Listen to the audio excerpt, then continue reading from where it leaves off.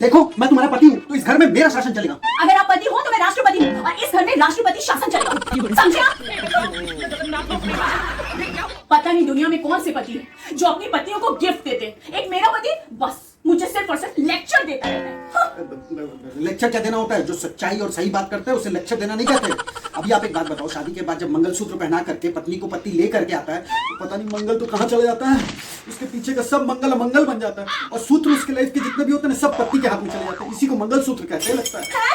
और आपसे ना बताओ, जब मैं बहुत सिंपल रहती हूँ तो बोलते कितना सिंपल रहती हूँ, उसकी बीवी को देखो, उसकी बीवी को देखो, इसको देखो, उसको देखो, ऐसे रहती वैसे रहती। और जब मैं थोड़ा अच्छे से रहती हूँ, सच धज के रहती हूँ तो बहुत टाइम वेस्ट करती हूँ। टाइम में तो कुछ और कर लेती, ये कर लेती, वो कर लेती। अपने स्टैंड पे रहा करो आप, समझे? एक कोई स्टैंड तो है नहीं आपका, इधर उधर इधर इधर टप टप टप करते रहते हो। आपको पता है जो हार करके जीतते हैं ना उन्हें बाजीगर कहते हैं, लेकिन जो हार करके भी हार ना माने ना उन्हें पत्नियां कहते हैं। जो थोड़ा मुश्किल था लेकिन समझ में आया। जो हार करके भी हार ना माने, क्या घुटने पे जोर डाली समझ जाएगा, पूरा अच्छी तरह समझ जाओ। और आप कहाँ पे जोर डालोगे? मेरा तो जोर डालने की जरूरत नहीं, भगवान ने भर के दिया है। भर के दिया है? कोई मुझसे पूछे कितना भर के दिया है? आपका भी तो है, मन तो एकदम भरा रहता है आपका मेरे लिए, भरा भरा मन से।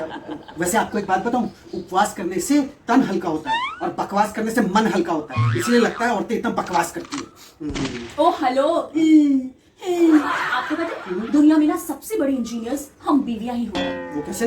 ऐसे कि हमें पति कैसा भी मिले, हम लोग ठोक पीट के उसको ठीक कर ही लेते हैं। और उसको तो क्या, उसके साथ साथ उसके पूरे परिवार को भी ठीक कर देते हैं, समझे आप? ये बात तो बिल्कुल सही बोली, बिल्कुल सही। इसी बात पे ना मुझे एक बात याद आई।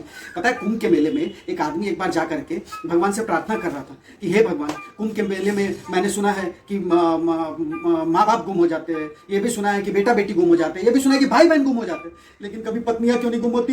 एक बार पत्नियों पे भी तो ये ट्राई करो।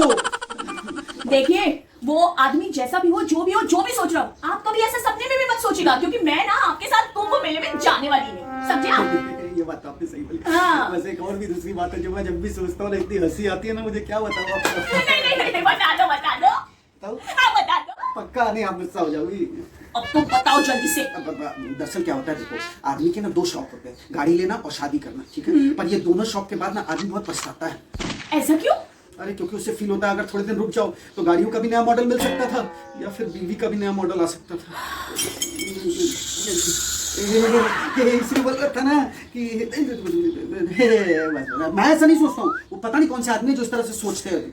मैं तो, आप राष्ट्रपति शासन, मैं एकदम आपके शासन में एकदम टाइट, एकदम सही रहूंगा। रहना ही पड़ेगा। हाँ। आपके पास और कोई ऑप्शन नहीं, यस, चारा नहीं है, सारा चारा तो चारा घोटाले में चला गया। देखो मैं तुम्हारा पति हूँ तो इस घर में मेरा शासन चलेगा।